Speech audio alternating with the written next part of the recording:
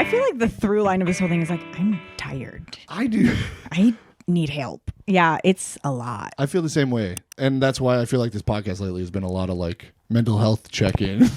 I think it's like, I think you'd be lying right now in what this looks like 2024, what acting looks like today. I think you'd be lying if you said you didn't have doubts about what it looks like, right? Like in terms of like how exhausted we all are from the past 4 years, the strike on top of the pandemic, on top of whatever, how much we've had to hustle and what acting has changed to look like. I think you'd be lying if you like, you know, that wives' tale or maybe it's like a Native American saying about like whichever wolf you feed is the one that wins, that whole thing of like, okay. It's like this whole thing of being like, whichever one you feed is the one that wins. Yeah. I could have said that better probably. But I'm like, I feed both. I feed the wolf that's like, fuck, this sucks. I don't want to do this anymore. And I also feed the one that's like, you got this. Yeah. You can do this. Yeah. You know? It's tricky. Because do you notice patterns of when you feed which one? I think when my cup is too full, when I'm like a bit overwhelmed, I feed the wolf that's like panic and run. Yeah. Yeah. I think it's like it all depends on how overstimulated and overfunctioning I am. Let's play that game, Cracker. If you panic and run, what are you going to do? Where are you going? What's your getaway?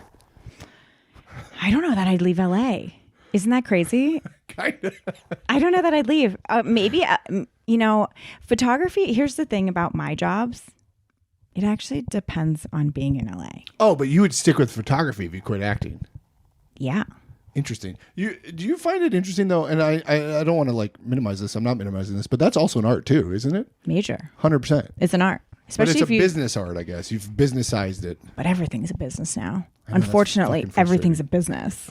You're on Instagram, it's a business now. It's like everything's a fucking business. You can't escape it. Oh, it's so frustrating. If I were to escape everything though, if I were to be like, feed the wolf that just wants to get away, I would just go to Italy and live. See, that's what I'm talking about. I wouldn't work either. Oh, interesting. I have daydreams, not daydreams, but I fantasize the idea of like moving to like Costa Rica or Thailand and just working a job where you clock in and clock out, like a bartender gig. Yes. And you meet a steady stream of new people that you can relate to and tell stories with. I find that like really that could be cool. I'm more introverted and I don't think I want to talk to people all day. Photography. You're introverted? Yeah, isn't that crazy? Dude, I meet so many people that I'm like, you can't be introverted. No way. I get all my energy from being alone. Like I am drained by people. I'm sorry. One-on-one, I do well with though. Okay. One-on-one, I'm good. You add another person to this, and I'm like, what is this party about? Yeah. I do not like it. So in Italy, what would you do if you bailed to Italy? Swim. Just swim in pools. What's doggy paddle? I'd freestyle swim in pools. God, what would I do? I mean, maybe I could like work in a bakery. Oh, I love that. Right? That'd be nice. I love baking. So maybe I could work in a bakery or be an au pair or just find a sugar daddy, see if my fiance is cool with that and just let him pay for my life. Or I could do one of those. But you're too abused by show business daddy to have a sugar daddy, I think. But maybe he'll be like one of those guys who likes to be shamed. Oh. So I could take the showbiz daddy shame and give it to him.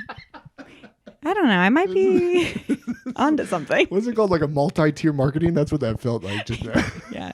This is how I think that's how people come up with them, honestly. It's like just kind of saying it out loud and being like, that sounds good. I do think there's something to the I love checklists, you know what I mean? Like oh, the same. tactile thing of like, tink. Yeah. And I feel like it's become such a thing where you can't do that. So I love the idea of a bakery like, oh, make a loaf, check. Make another loaf, check. Made a cookie, good. Yeah, make a cake. Serve a drink, check. Yeah, Clock you can out, finish check. your day. Yeah, there's like a start and an end. And instead of like our stuff where I'm like, I haven't gone back to that client. Like, you know, whatever. It's just I haven't had a self-tape in 3 weeks. What am I doing wrong? It's cyclical. It's so cyclical. It doesn't end. Yeah. But I don't think anything ever ends. I think that's like the trick of life. I think we love a checklist because it's a fantasy of things ending.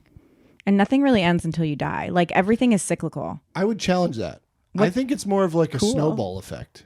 You know what I mean? Like if you check off a girlfriend of mine in college, I had a big test coming up and she gave me the card. We're going to talk all these mantras. We don't know exactly. I think this is a Chinese proverb, but it's like you can't move a mountain without moving a small rock at a time. True. So it's like the idea of like You move this and you get a little momentum, and you check this and it gives you a little momentum. You check that, it gives you a little momentum. For me, that's how I use it. Is like interesting.